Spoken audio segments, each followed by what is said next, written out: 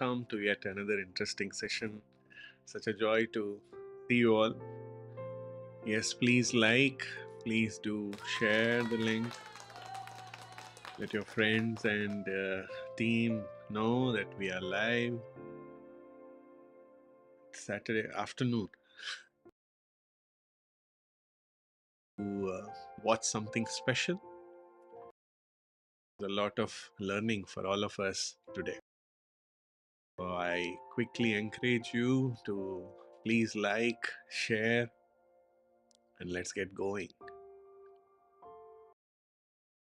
Yes, let us know you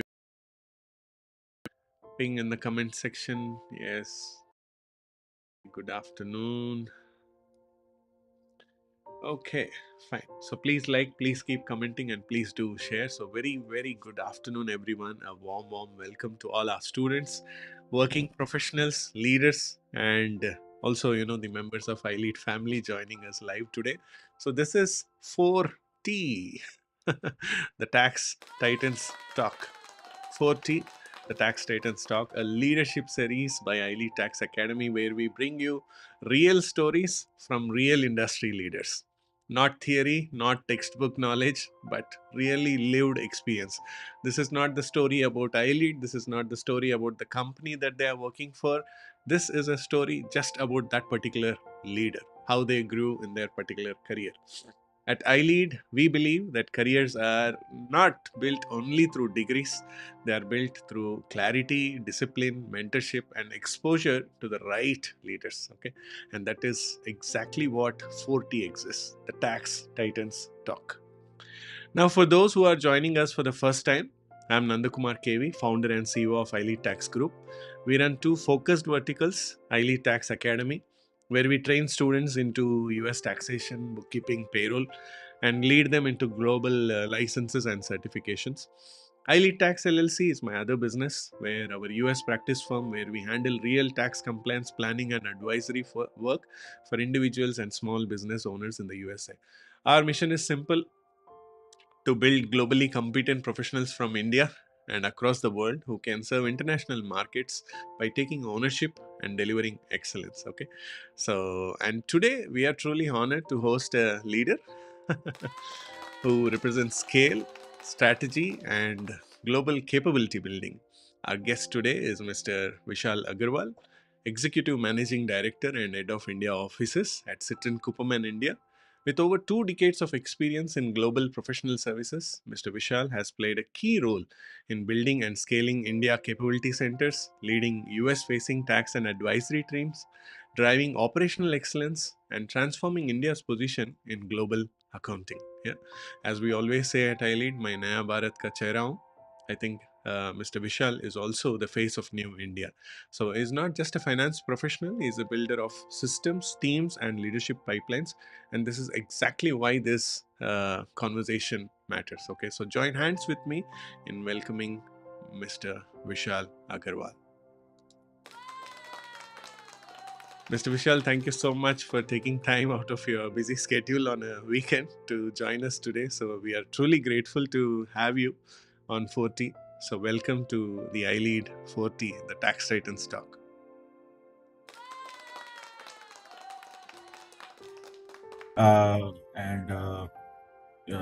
For having me here. I'm excited. I'm looking forward to this session, and big hi to all our viewers. Looking forward to interact with you in the future as well. Definitely, sir. Definitely. Have you kept this on somewhere? I kind of hear a echo. No, I don't think it is coming from. No, I don't Okay. have anything on YouTube or anything. Not sure. Okay. Fine. Is my voice clear to you? Yes. Okay. Okay. Fine. Fine. So let's get started, Mr. Vishal. So give us a little introduction about yourself to the You audience. are breaking up now. You are frozen for me. Oh, is it? Good now. Yeah, it's good now. It's good now. It's good now? Okay, fine. So give me a little introduction, give our audience a little introduction about yourself. Who is Mr. Vishal? Where he is from? Tell us a little about you. Sure, I'm happy to do so. So, as all of you know, I'm Vishal. I'm the executive managing director of India offices for Citrin Cooperman West. But about myself, as Nata said, I'm a chartered accountant and a CPA, and started from a very humble background, but have grown over the 22 years now, and I always want to interact with uh, the future professionals, those who make a career out of US tax, accounting, audit, consulting, because it's an exciting time for this group. Okay, thank you. So tell us about your early journey. Where did it all begin? Your entry into U.S. taxation.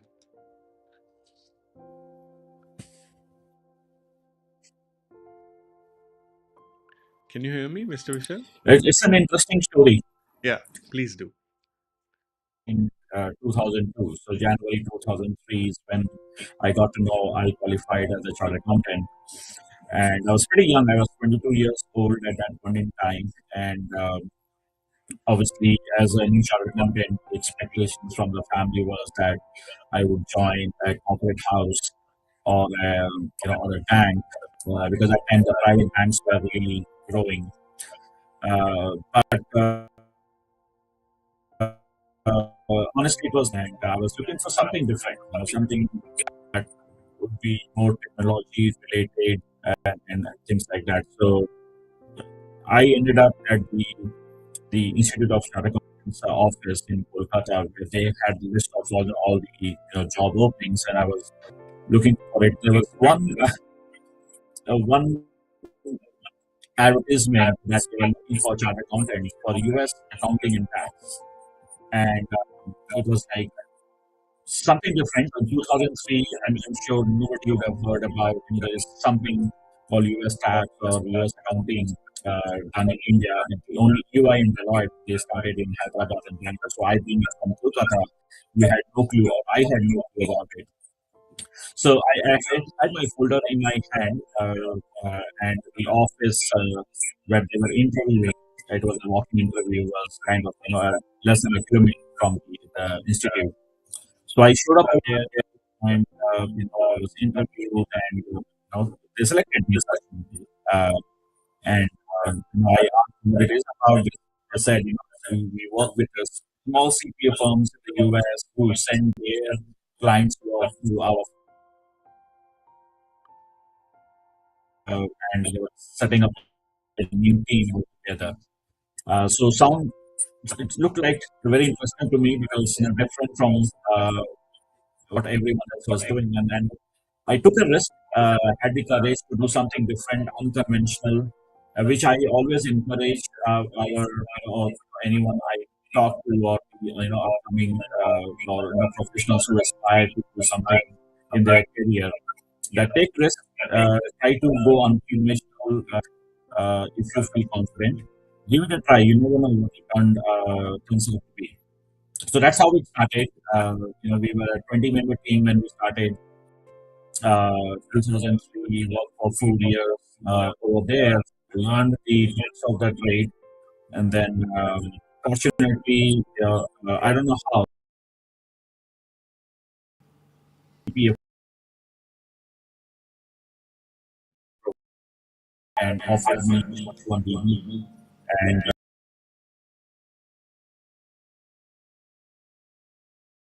the US worked with them for about 3 years. We actually learned the technical side of the US taxes, and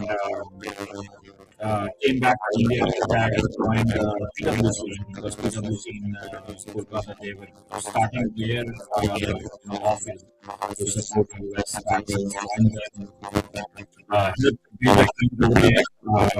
I started, it was for 30 members, and then it grew up to 25, so I grew up to the rank of tax leader, entered current PwC, and then moved to I learned something different over there because they were much more pure practice. The way they work was different. And then this opportunity with Citrin Cooperman came in where they were looking to grow exponentially over that, quickly in 3 years' time. And I saw as an opportunity I can use all my learning and then take it forward. So that's my journey. That's really nice. I So, hear an echo. I don't know if our audience is hearing echo as well. yeah, yeah. I don't know why. So, sir, would you like to wear a headset? Uh, if you are. Sure, give me a moment. Sure, I'll try sure. to do that. Yeah. Okay, people. Sorry for that. I don't know, where the sound error is coming. I hope my voice is clear. Maybe because of lack of, having a proper audio system that's peeping in. Fine. So that's about a little about Mr. Vishal. So while he is getting ready, I request you to please subscribe to our channel, iLead Tax Academy, and also I encourage you to please go through the interview sessions of our past speakers also. On the 40 session and also our 3S student success stories, and have your questions ready for Mr. Vishal also with over 2 decades of experience. Now go check in the LinkedIn. Why don't you take a moment, to send him a connection request on LinkedIn, Mr. Vishal Agarwal from Citrin Cooperman. So please do send a connection request. Uh, Tell him how you felt about this live session. Let him know the learnings that you had from this session. Let him feel good about it. Yeah, I think Mr. Vishal is Can you ready. hear me now? Yes, sir. Yeah, I think this is better. Is it clear? It's better? No echo? Yes, this is much, much better. Yes. Wonderful. Sorry about that. I'm not used to using headphone and never had any echo issues. I don't know what it is. Oh, so sorry we made you use one. No worries. So do you want to again, give a snapshot of your early journey so that it is much Quickly, better for the I can, audience? Yes, sir. Thank you so much. yeah, Yeah. I can talk about it. So, as I was mentioning, I started my journey in 2003, right after completing my chartered accountancy. And the reason I got into this industry was because I wanted to do something different. I didn't want to do something which was conventional, what everyone else was doing. I wanted to do, learn beyond what I've learned during my chartered accountancy. And fortunately, I got um, a job opening where a startup in Kolkata was looking to hire chartered accountants who can support their US CPA clients with the US taxes and accounting, payroll, not audit at that point in time. So worked with them for 4 years, learned a lot, in terms of how it works, that the basics of US tax accounting, and then another CPA firm, one of the CPA firm in Los Angeles, they saw my profile somewhere and offered me to come and join them on H-1B visa. I thought it's an opportunity, so went there, worked with them for about 3 years. That's where my most of my technical learning also came in because I was dealing directly with the clients over there and working with the partners right there. And then came back to Kolkata to be with my parents. PwC at that point in time were expanding their operations in Kolkata, especially in the US tax field. So I came back, was with them for about 9 years. I've helped them grow. Obviously, not just me, there were others as well. And when I left PwC, I was director and leading their tax practice, about 3,000 people there, Awesome. and joined EY.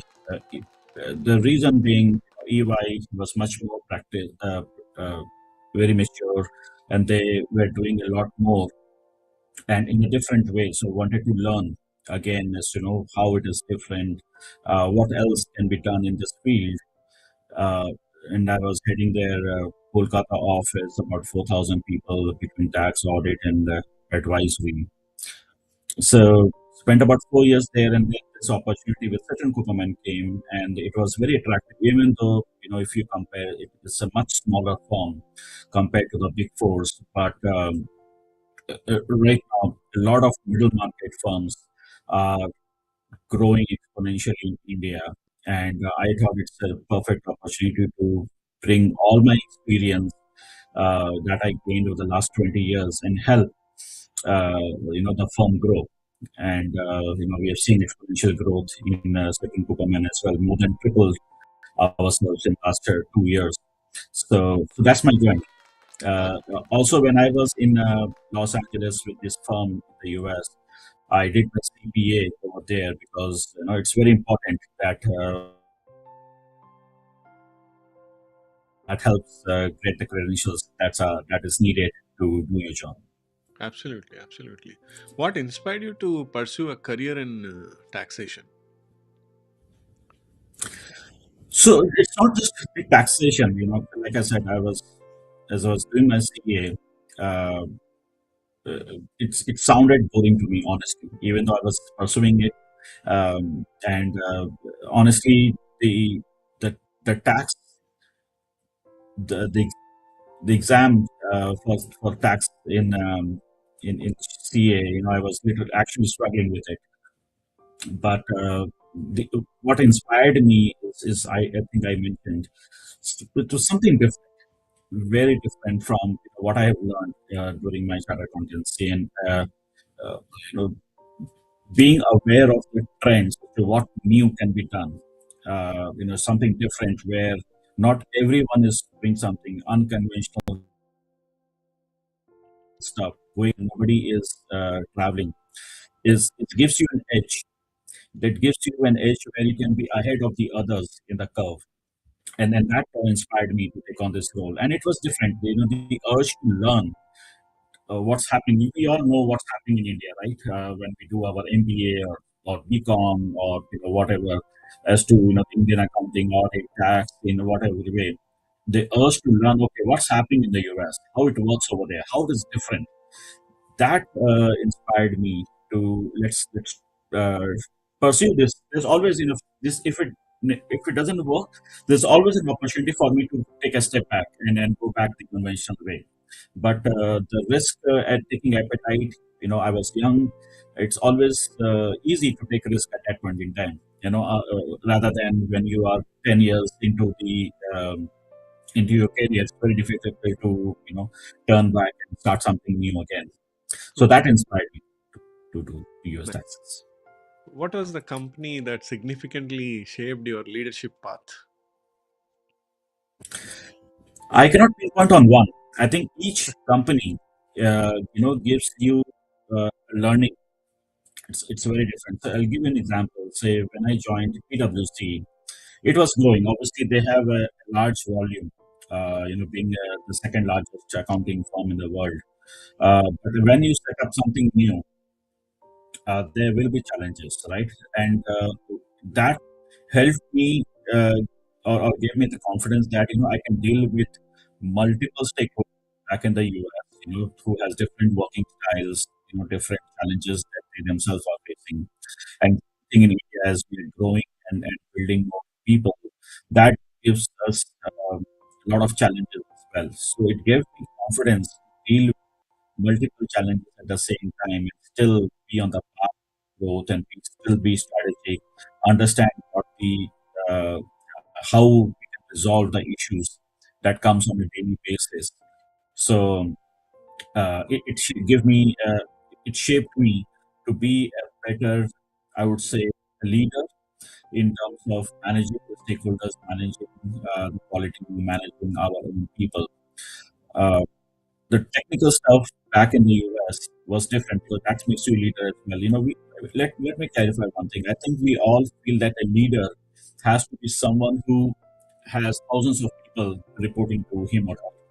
That's not leader. Each one of you is a leader in a way, right?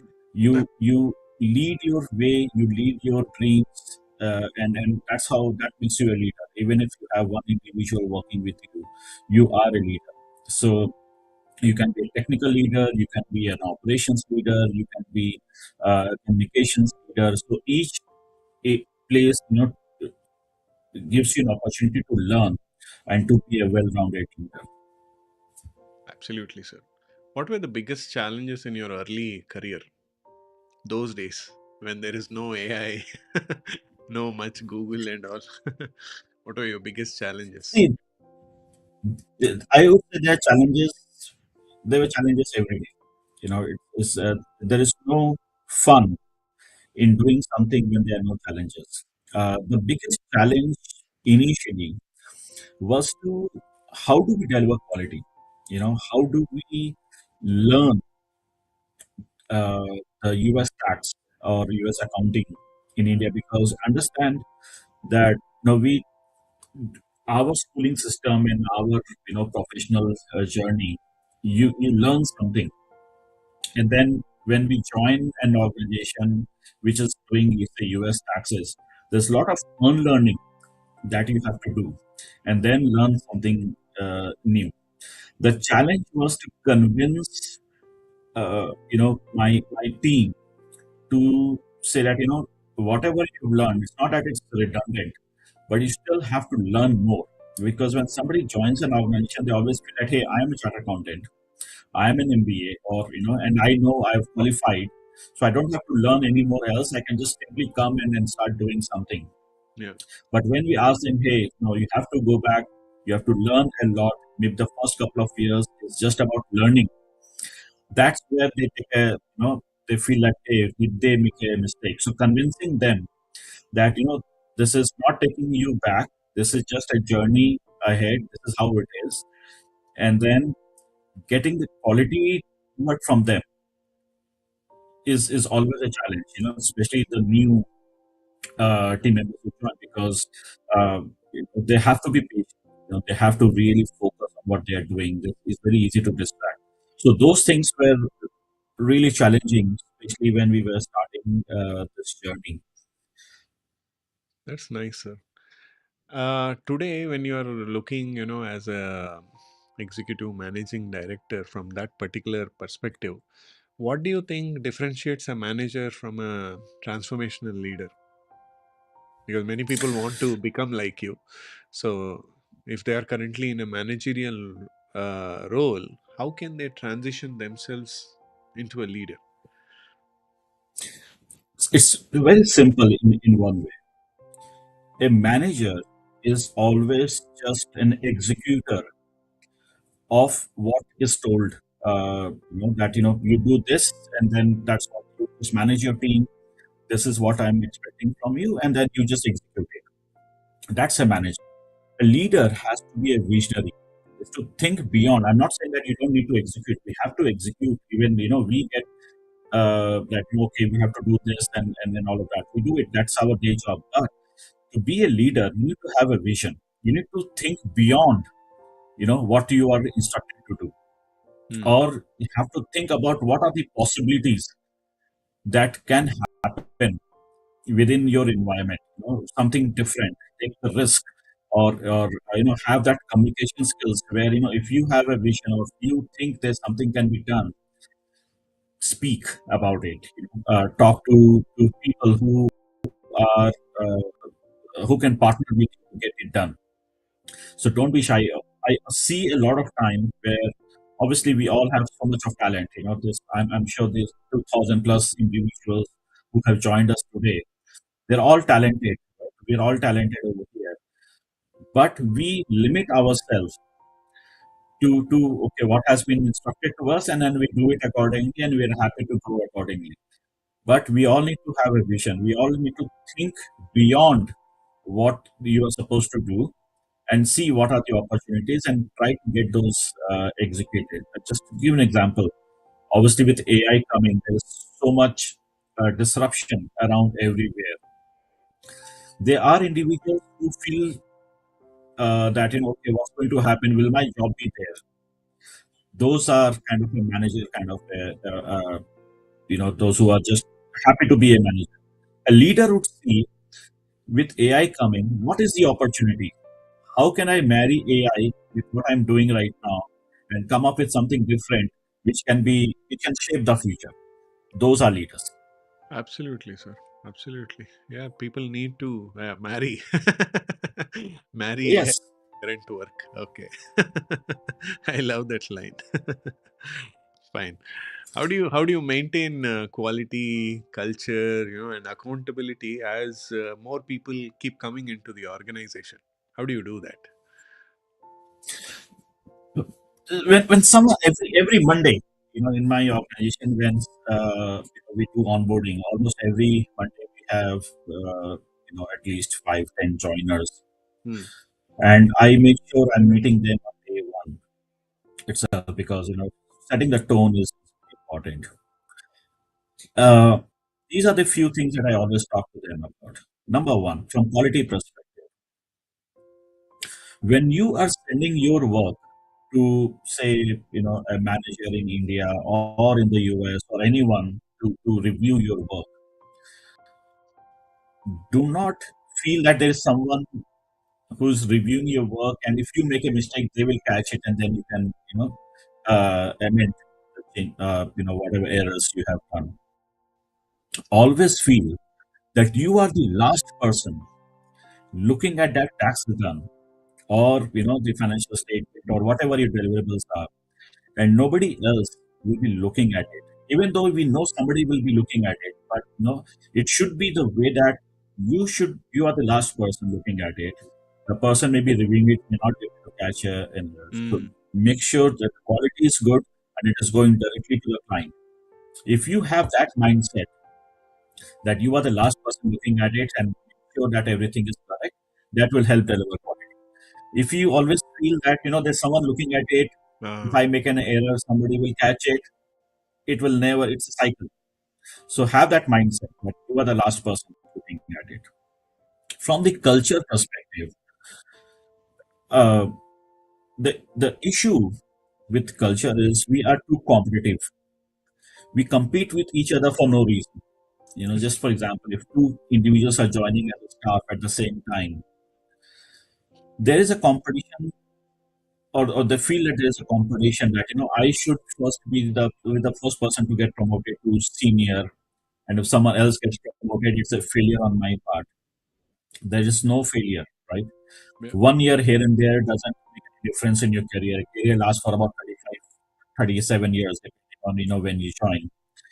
1 year here and there in your promotion will not make any difference. So the culture gets impacted when there is unnecessary competition among each other. And that's where the office politics starts coming in. Don't compete with others, compete with yourself. Are you a better professional today compared to yesterday? Hmm. Did you learn something? And did you apply that learning in whatever I learned yesterday? Am I applying those learnings today? So Correct. if you are in that mindset, it builds a wonderful culture. Okay. The other piece to culture is, I don't believe in micromanagement. Hmm. Okay. You assign something, you expect something to do something, a task that you assign to them, and let them work. Only get involved when they ask you that I need help. Otherwise, don't interfere. I trust you. I've given you some work. I know there will be errors. There will be mistakes. We are all learning, but that's fine. Okay, and don't micromanage, and that builds a wonderful culture. And that's those two principles I've always followed. We should not compete with each other. Compete with yourself, and do not micromanage. Yeah, that's very nice. I liked your say on the quality. You must be the last person to review the written. Yeah, there. Some people are like too detailed oriented. So sometimes they take like almost 2 hours to review a written and then send it to the client. And some are like, as you said, okay, by next layer pe dekh lenge. So I like what you said. Yeah. Yeah, this. So I'll add to that. There's always a constraint that there is a budget given to you to do certain work, and obviously the budget. Understand that budget is just a guideline. It is not necessary that you have to do it within that timeline. Yeah. Nobody would mind if you spend 10 extra minutes, but still give you a better quality and you exceeded a budget. Nobody will mind. But if you it took less time but still delivered a bad quality, people would be getting worried. Definitely. Okay, because the time taken to review it, make changes, will then far exceed the original budget. So take some extra time, deliver quality. It's okay. I'm sure people will understand why you took extra time if the quality was perfect. Absolutely. With so many things happening in the US, especially with the immigrants and the tariffs and other things, how do you see India's role evolving in global accounting and US taxes, sir? Will it I impact don't or think will it get it will better? impact the. Um, I'm not sure about getting better, but somehow I feel it may get better, but it will not impact the industry at all. And the reasons why I'm saying, obviously, in keeping aside AI right now, that is a different story, and you can talk about it. But from the tariffs and other perspective, this industry, especially in India, doing US tax, accounting, audit, or consulting services, will not get impacted in a negative way. The reason being, and I'm sure all of you must be hearing this or seeing the news, that the number of accountants in the US is only shrinking. There are less and less number of people taking up accounting jobs or even enrolling in the accounting uh, uh, curriculums, not taking up accounting degrees. That's one. The second, the number of partners or accountants retiring in the near future is going up drastically. So there is real shortage of accountants in the US. The third point, the regulations are not getting easier. It's in fact getting more and more difficult. There's no every year there's new law like the big beautiful bill that came out. It only complicates the regulations even further, and the clients definitely need more accountants or tax professionals to get to help them navigate through these changes in the regulations. So it's all positive for us in the industry. Okay, I would say we have not even reached a level where we should start getting worried. And at least for the next 4 to 5 decades, we should not be worried, especially in terms of the tariffs or anything else. We would pray that there's more and more such complicated regulations are passed every year, so that it creates more jobs, and then ultimately we'll come into it. The fourth point, the most important,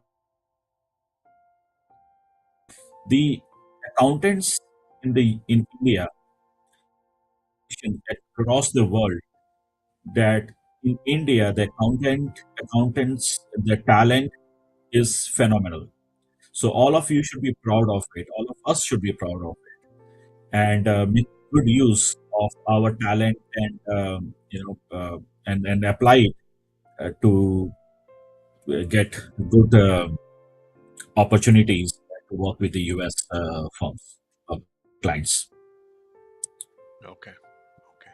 Now, today I see so many people doing EA, CPA, and all, and they start offices in India also, because some may not, want to join the big league. They may want to do something on their own. So, what's your say to those people on, how it, how they can take their Indian office to move from an execution to a strategic influence level? I mean, as a leader for over 2 decades, what's your input to these people who have that vision? Sure. So first of all, the EA and CPA certifications are great because that gives you credentials, first of all, to go and speak to your counterparts if you're opening your own office or trying to build your own team. And when you're talking to your prospective clients or the CPA firms, it gives you a confidence and them a confidence that you are a CPA, you are an EA, so you have that background about the US taxes. Obviously, they understand charter accountancy, but it's always good to have their credentials to give them that confidence. Now, to when you're opening your own offices or your own entity to work with your clients in the US, and when you're approaching them, you should not be in the mindset that you're just selling these services. I think your conversation to begin with should be where are they struggling with, or what are they struggling with? Okay, because say for example, a CPA firm, they will be approached by say 5 or 10 Indian accounting firms who are trying to get into the similar kind of role, and everyone would be just going and saying, "Hey, I'll do your job for $20 an hour," say for example, right? Then Hmm. another one who will come at $21, someone will say $19. So everyone is doing it, but all everyone is approaching saying that, "Hey, it's just a cost arbitrage," and there's a lot of competition around it. Along with cost arbitrage, in today's world, cost arbitrage is a small factor because, like I said, the supply is very good. The way you should be approaching is how are you going to help them grow their business? How can we be partners and we can help you, deliver better quality to the clients, or how I can take away your compliance job to my office so that you can go and you can be out in the field consulting your clients, okay, or try to get more clients in your firm, or you can go and attend many of those events, where networking events where you can go and build a better client base in the future. So you should not be just focusing on uh, the cost arbitrage. The conversation should be around we are here to help you grow your firm. We want to take on your compliance, day-to-day compliance obligations, so that you will free up your time and you can go and build or create, add more clients to your kitty, or do other than consult or the compliance work for your clients. Where you say again, coming back to say the big beautiful bill that came out. There's so much implications. You can go and spend time with your clients and give them consulting services that will add to more fee to your firm. So that kind of mindset should be when you're approaching your prospective clients or even your existing clients. Absolutely. You must be mentoring, so many people within your company and also probably at different shows like this. What common mistakes do you see, these young professionals make while preparing, for their global careers? Um, Do they make mistakes? Lack of patience. Lack of patience. Ah, Okay, I'm not talking about mistakes when in the deliverables, but I'm talking from, and if I read your question correctly, is the mistakes that they make in their career, in the early career. And one common theme that I've seen is there is an urgency to grow. You know, quick. as I join as a staff, for example, today in 2026, Hmm. we want to become partners in next 5 years. There's a race that okay, today I've joined as a staff. I want to become a senior in 2 years' time. If I don't get promoted to a senior, that means I'm not growing. And then they leave the firm and they try to find another job that can give them a senior role. Okay, and then another 2 years, the expectation that every 2 year I should get a promotion, which I feel is not helping because you can get to say a director or partner in 5 or 6 years, because you're moving around from one job to the other. Obviously, it will help you with the designation and with the compensation. But seen many of them rising so quickly and then failing at that level. Because remember, if you are a staff and then you get promoted to a senior or join another organization as a senior, the expectation from day one is that you will play the role of a senior. You will be working on more complicated work, or you will be reviewing the work. But there's not enough time that you spent in learning the tricks or the the regulations and everything. It takes time. It's not easy, right?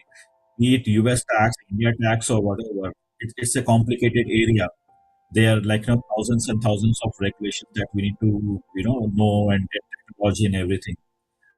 So instead of focusing on your or evaluating yourself whether you're growing as a professional by designation, my suggestion to you is evaluate yourself based on technically how you are growing. That is the real growth. If you focus on your technical growth, your designation will come automatically. If you maintain quality, your designation will come automatically. The compensation will automatically relate to what you have learned. So don't focus on designations. Focus on your technical learning, and that will automatically give you the designations. Right now, what I see, unfortunately, many of our young professionals just focus on every 2 years. People come to me and say, uh, I'm due for promotion. I'm Hmm. like, what do you mean by due for promotion? Right? I've spent 2 years as a staff, so I'm due for promotion. No, it's not a government job, right? That every 2 years you get promoted. Yeah. You are promoted based on how you are doing technically. What's your quality of delivery? How are you interacting with your stakeholders? This is all in totality. Is taken into consideration. So just focus on your quality, focus on your communication skills, and you will grow automatically. Absolutely, absolutely. When you are saying, people lack patience, why do you think that is happening, sir? Is that greed or need? I don't. It's not a greed. It will be wrong to say it's greed.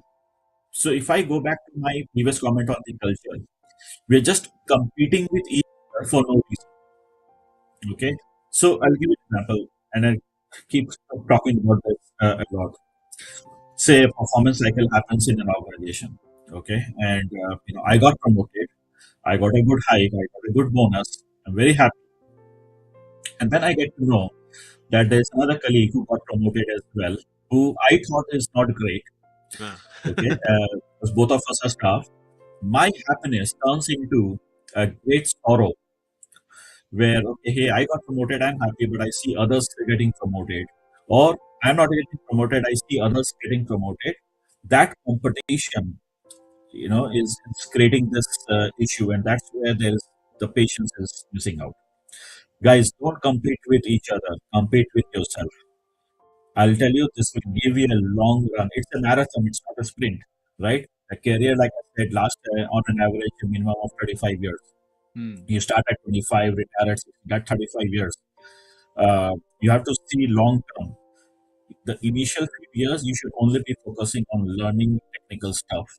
If you are technically sound, nobody can stop you from growing. Nobody can stop you from growing. True, true.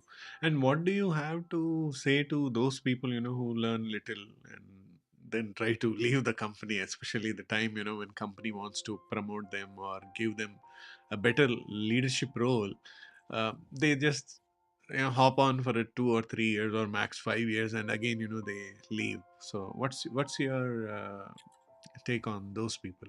See, I'll tell you, leaving the firm is not bad. If I say myself, I have moved from different organizations, but the reason why you're leaving is important. If you're leaving a firm, like I mentioned, that I was expecting a promotion or I was expecting a certain hike, and since I didn't get it, that is the reason for you to leave and join somewhere else because they are giving you another designation or better compensation. Then you need to take a step back and think whether this is the right reason to do. Because, like I said, 1 year here and there must be a reason. Have a conversation as to why probably you didn't get promoted. Okay, there must be a reason behind it. And we may agree or not agree, but they're all reasons. But if you're leaving because there is nothing else left to learn, okay, or your aspirations are different, you want to do something different, you're not, you feel that you're not growing technically in your current form, then it's a justified reason, right? Because I always tell my team members, your growth is my responsibility as well. right? If I'm not able to give you something challenging every year, then you have all the rights to leave. Because if you're not challenged, then you become redundant in the next few years in the market. To make yourself relevant in the market, you need to be challenged every day, you need to learn every day. And if you're not getting those, then it's a valid reason to leave. It's okay. Absolutely. Absolutely. Now, how important do you think are these licenses like CPA, EA in today's environment? Because there are still people who are in the US tax industry, accounting industry without these certifications or licenses too. Do you think it is needed or how? Very much. And there are two reasons, minimum of two reasons that I can think of. One, like I mentioned earlier, it gives you credentials that gives you confidence, first of all, and that gives confidence to to the stakeholders with whom you are working with. Mm. Okay, imagine, obviously the chartered accountants in India, MPAs in India are very good, with accounting skills and management skills. But how many of the US CPA firms or the CPAs know what chartered accountancy is? And I wherever I get an opportunity, I talk about how difficult it is to become a chartered accountant in India versus a CPA in the US. Right? Explain them. It takes about 4 to 5 years, and at least years of articleship, and then all the stuff. But they don't know. Okay, so they may not view our degrees with that respect, unfortunately. But the moment you are a CPA, you tell them I am a CPA, and they can relate to it because they only understand CPA, they only understand EA. So Mm. their confidence in you will immediately go up. Yeah, Okay, and which is essential for our growth as well, and it gives you confidence as well. That's one. Number two, many of the firms are aspiring, or in fact, many of them have started signing the tax returns from India. Now that gives you EA or CPA gives you a credential to sign as a paid preparer. It's a big thing. You know, like I mentioned earlier, the this industry was set up more from the cost arbitrage earlier, 20, 22, 25 years ago. But now it is not only about cost arbitrage. If you are going and talking to your clients, if you are setting up a your own firm over here, or even if you joined a professional firm, if you are signing returns or you have that capabilities, you can go and tell your stakeholders that, hey, don't worry, you give the entire tax work to me. We will get it prepared, we'll get it reviewed, I will send the returns. yeah, So it frees up all your time for you to go out in the market and build your client base and add more clients. It will help you grow your business over here, or it will help you grow as a profession if you're employed. So it's very important for both these reasons. It gives you the credentials and the confidence and your stakeholders. Second, you will be able to sign those returns, which is a big deal. It's not gone are the days where we were just preparing the returns or maybe reviewing the returns, but the sign was only happening in the US. We as an industry are moving towards or going in a direction where we are signing returns in India. And these CP or EA will give you that credential to sign returns.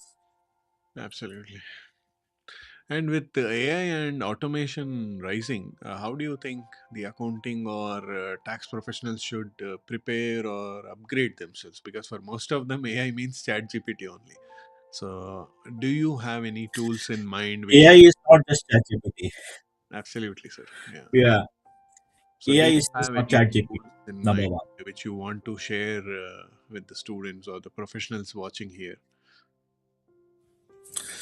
So there are not many tools that has come out so far from the tax perspective. Like most of the tools that has been developed have been developed in house. There are very few tools that is available, which is off the shelf. But for our students, it's very important to understand the capabilities of the AI. Okay, and there's so many learnings available. If you probably go and take a subscription of the LinkedIn Learning, there are so many learnings available over there, or the courses available, where that will give you and understanding of the capabilities of the AI. It is still in an evolving stage. AI is still evolving, and this week the AI summit that was held in Delhi. Hmm. I was invited by the government of India to come and witness what's happening in the AI world and how Oh, we can contribute towards it as well. that's It's nice. a wonderful event that happened, but it's still evolving. Understand the capabilities. Uh, in fact, in many cases, we don't even know what AI can do, and it's just not ChatGPT because there's so much that can happen. But it is a reality. It is coming. It has already come. In many cases, the big fours and the other accounting firms have already invested and they've built their own AI. There's one other thing that I also want to highlight, and there's a lot of fear among professionals right now is that it will take away your job. Yeah, very My common. straight answer is no. If you evolve yourself, okay, and what's going to happen with AI? Let me give you a practical example. And that's again where the technical learning will help you. So focus on the technical learning, and that will save you with this in this AI world. Generally, the first few years, those who join as a staff, first 3, 4 years, 5 years, you end up preparing tax return, and then after that you start reviewing the tax return, and then after that maybe you do, the top set review and sign tax returns.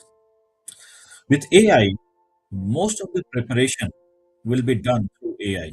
Okay, we have to accept it. There's no, we cannot deny it.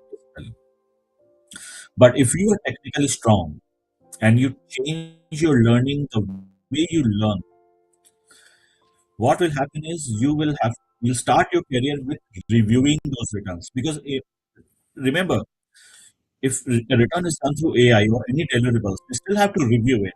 Yeah, AI doesn't guarantee the quality. true, Okay, it still has to be reviewed. true. So AI will actually enhance your career. Where you start your career by preparing or with preparing returns, you start your career with reviewing the returns. Now you can only review returns if you're technically really strong.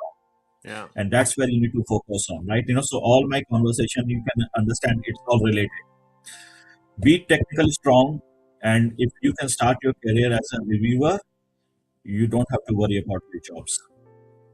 Now you say what happens to people who have 5 years more experience or 4 years more experience who are currently reviewing the work.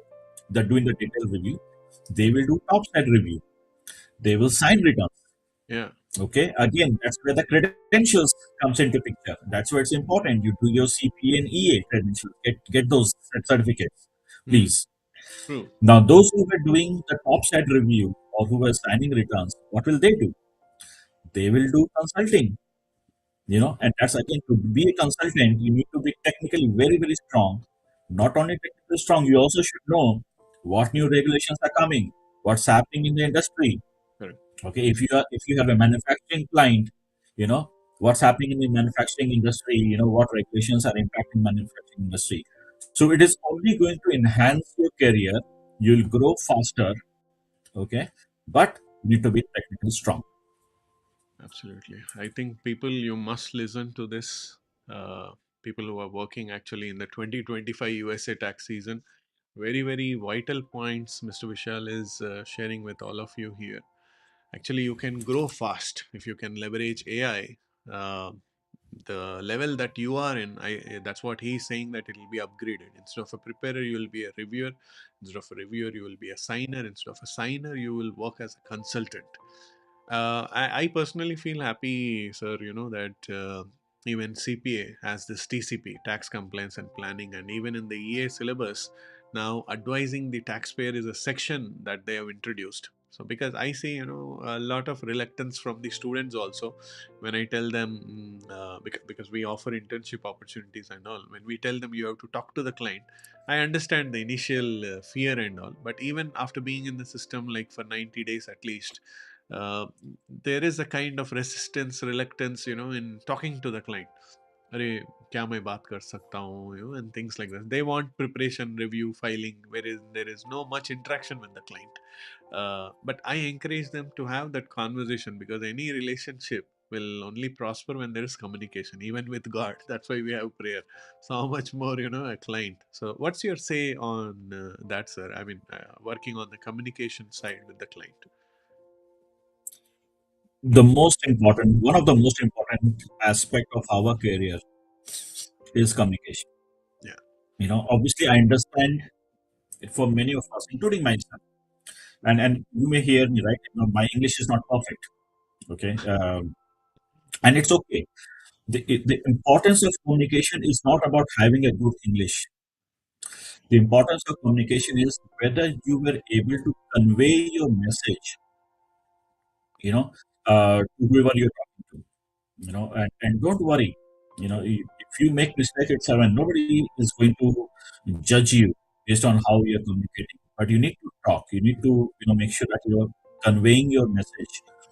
And we go into, or we think that, we have to make, long sentences all the time. Keep it, small sentences. Keep it very simple English. You don't have to use, uh, fancy words. Correct. Keep it simple, and do some preparation yourself, right? If you know, say today you have to talk to a client in the US, and this is the topic, do some preparation. Maybe, talk to your colleague and say, hey, I have this call with my client this evening. I need some help. Can we sit together and, I can rehearse with you? It will help you. And it's Mm. just initial hesitation. First few conversations you have, and then you will go with the flow automatically. It will just give you that confidence. But to be in this industry, communication is the key. Unfortunately or fortunately, our clients are English speaking people. Ah. Okay, so we have to deal with it. Correct. If you need to enroll yourself into a English speaking course, okay, watch Hollywood movies, or read newspaper. It will help. Okay, it helped me as well. And it comes with But caption. you have to, yes, right. So please do so. You have to communicate. Don't shy from this. It's very important. If you want to grow, you have to communicate. Absolutely, sir. What are your favorite tax software, sir? Uh, I have used Pro System Effects a lot. I think I only used Pro System Effects in Go System a lot in my initial days. I don't do tax returns anymore, unfortunately, but Pro System Effects was really good. Okay. Okay. Even now, you vote Pro System the best, or you have any? I don't know, honestly. Like I said, I don't work on tax returns. Don't have any more understanding of the new tools. I know one source is there now, CCH, um, Go system, and every. So I think it will be injustice on my part to rate any of those applications because I don't work on them myself. But I think each one of them have their own pros and cons.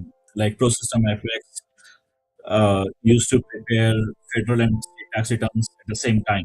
It was more efficient, or maybe I think it was more efficient. But then there are others who prefer one source or CCH or Go system. So everyone, like I said, it would be injustice for me to really judge which one is good. Okay. Okay. In the current company that you're leading, so what skills do you think will be most valued in the current company, over the next 5 years, in case, our students are eyeing to join your company? So, what are the skill sets that they should know? Yeah, they may have, certifications like what you said, EA or CPA, whatever. But what are the skill sets do you think, Citrin Cooperman or the executive managing director of Citrin Cooperman would be looking at in these candidates for the next 5 years?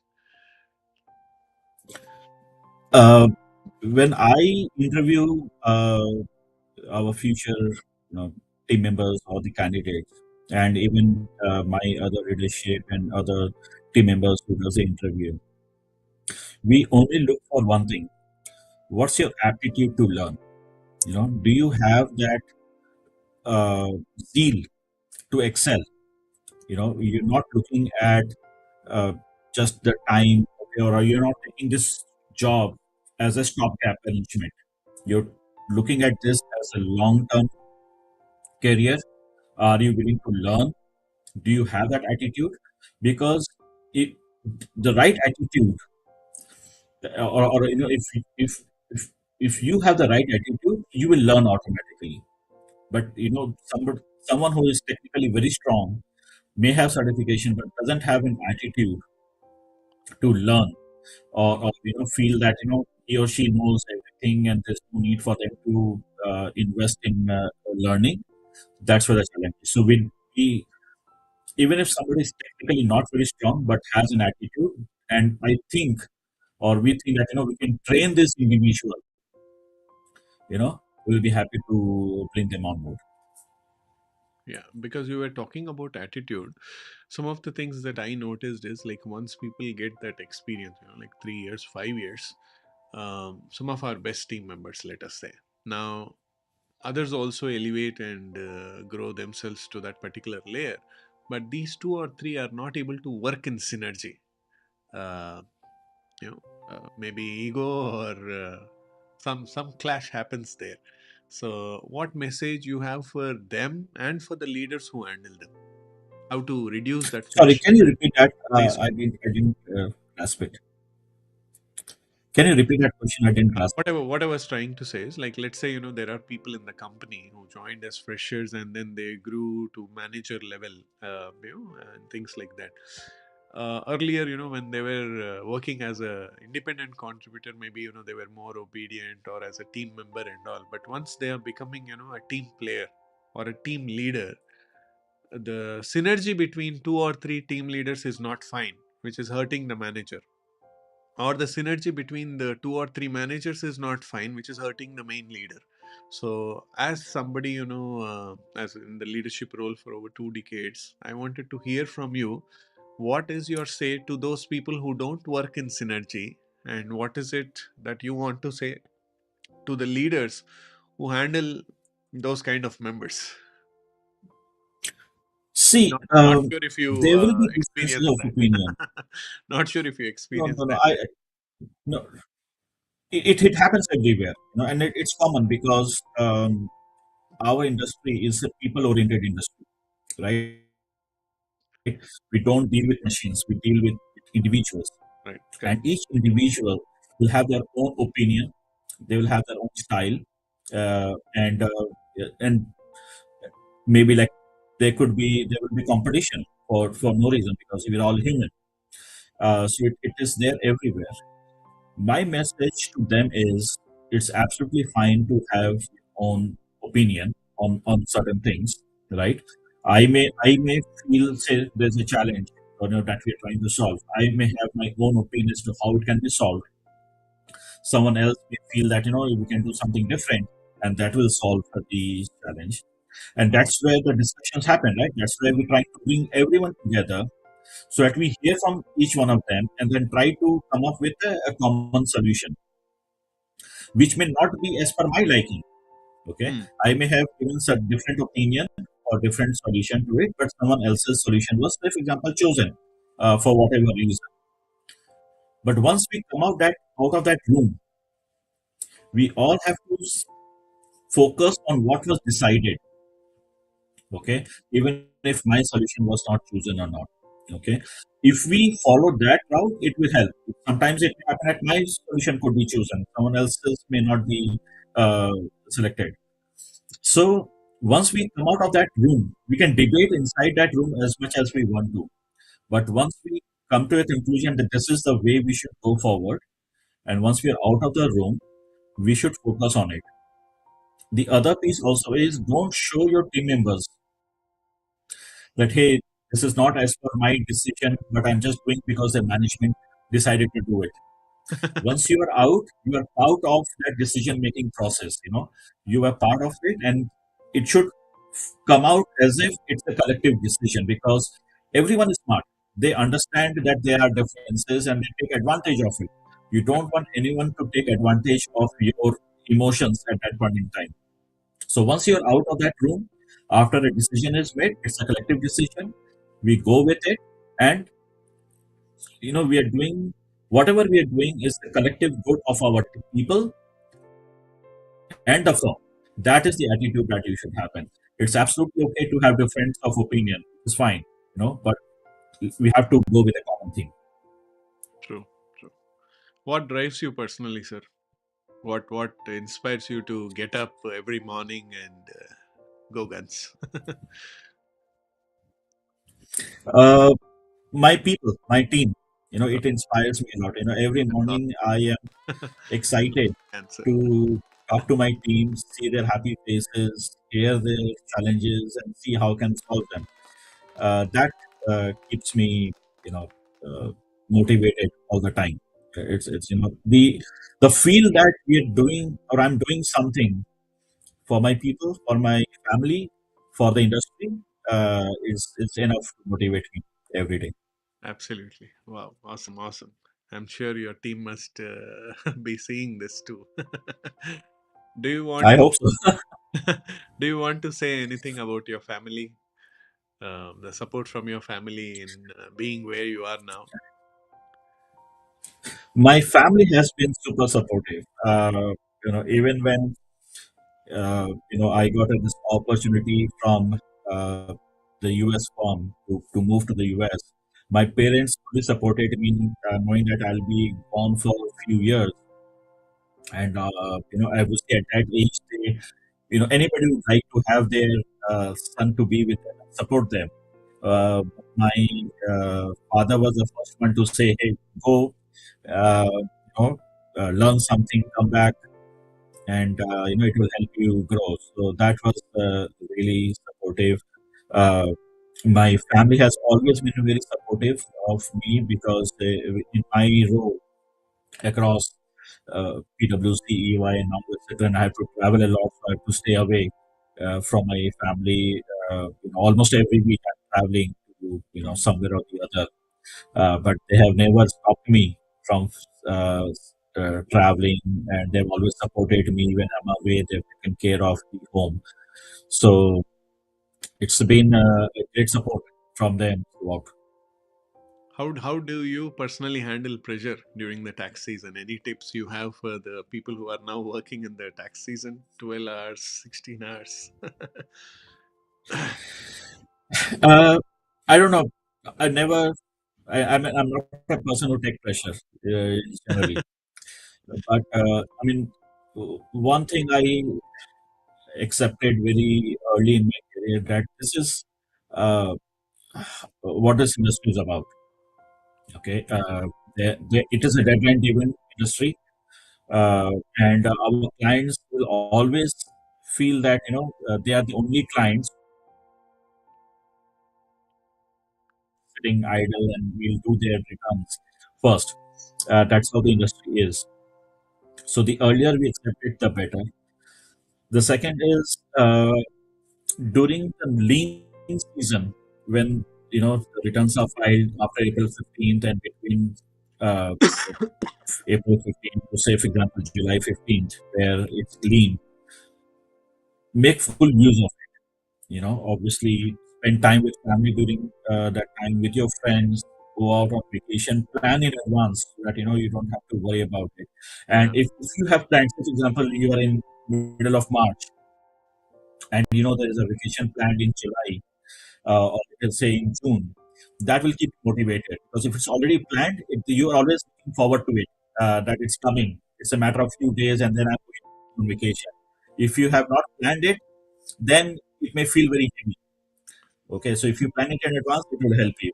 So spend time with your family, with your friends, spend a lot of time learning during that time, yeah, the lean season, because the season is only for 2.5 months in the first half of the year, 2.5, so it's about give and take 5 months, maximum 6 months. But the other 6 months where yeah, it's very lean, okay.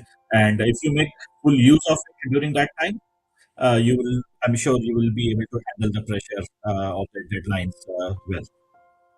definitely. So, what kind of legacy do you want to leave behind, sir? Only one thing, that Vishal was a good person. He took care of us. That's the legacy I want to leave with. Nice, nice, nice. Very good. Very happy to learn from you, sir. It was really a great session. Now, let me have a quick. Thank you for having me. Oh, definitely. Let me have a quick rapid fire here. So, is it discipline or Okay. talent? Sorry, discipline or Talent, discipline, risk or stability, risk, degree or skill, skills, leadership in one word, lead from the front. success in one sentence, Success in one sentence. Success is about what you learned and what you applied, not your designations or compensation. Okay, okay, great. We have one of the comments from our viewer that your smile is very cute, like a small kid, and you look very cool. Thank you. I know way I look like it for sure. So we will await some questions for the from the audience also, sir. Um, so students, that's Mr. Vishal Okay. with us. Is still there. So in case you have any questions, please do ping, and he is here, to answer them all. Such a joy, to have a speaker like Vishal, for over 1 hour during a busy tax season, and that too on a. Time flew. I didn't even realize it's already an hour. Yeah, yeah. I mean, we had. I mean, even now, it's like very good number of viewers that we have. Thank you for acknowledging our request, also. Okay. How do you feel about these kind of sessions, sir? I mean, do you think what we are doing we should continue, or you have any feedback for me and my team? I think we should definitely continue because see, uh, as leaders in this industry, be it, either side, from a professional firm's perspective or somebody who is trying to build more professionals, we have a responsibility to grow this industry and give career to professionals who want to join this industry. So I think it's a very noble thing. Obviously, it also helps us commercially as well in the sense that it gives us opportunity to find more talent. It helps you as well, getting more students, but that's ancillary. That comes automatically. But the responsibility that we are helping this industry grow, I think we should definitely continue this. Definitely, sir. Any note to the budding entrepreneurs before you close? Uh, Take a risk. Okay, do your calculation. Not risk in the sense just throw the ball just like that without knowing where it is going. Do the calculation. Uh, Also keep an eye on that trend. What's happening, because if you're not updated with what's happening in the industry, technology, regulations, then we will be out of place very quickly. So it's very important to not only survive but thrive in this industry. We need to be ahead of others. We need to up our game and be aware of what's happening around us. Absolutely. Good. So I think the audience are also pinging for a lot of knowledge and experience. So truly, thank you sincerely, Vishal sir, for taking time to be part of 40, the Tax Titans talk. So you've spoken about so many items today. You spoke really on so many items today. So your insights on leadership, scale, and India's evolving role in global professional services were deeply valuable for our students, working professionals, and also for people like me. So, what stood out most was not just your experience, but the clarity and the structure in your thinking. especially where you said, you must be the last person to review, and you're grateful, for your team. The person who inspires you to be your best at work, is your team. I think that is something that every team member should know. I think that's an attribute every leader should also have, because the strength of a leader is always known by the growth of his people, whether in family or at work. So I definitely see, such commendable leader in you, and truly grateful for your presence here in our show, sir. And we look forward to have many more sessions with you in the near future. Thank you once again for having So us. I'm looking forward to it. Thank you so much for inviting me. It was really a joy talking to you, and I'm sure this conversation. We'll do these conversations more often in the future as well. Definitely, sir. Thank you very much for your time. Thank you. Thank you. Thank you so much. Bye bye. Thank you. Thank you. Okay, so that was Mr. Vishal with us. So humble. It was really nice, speaking to those kind of people.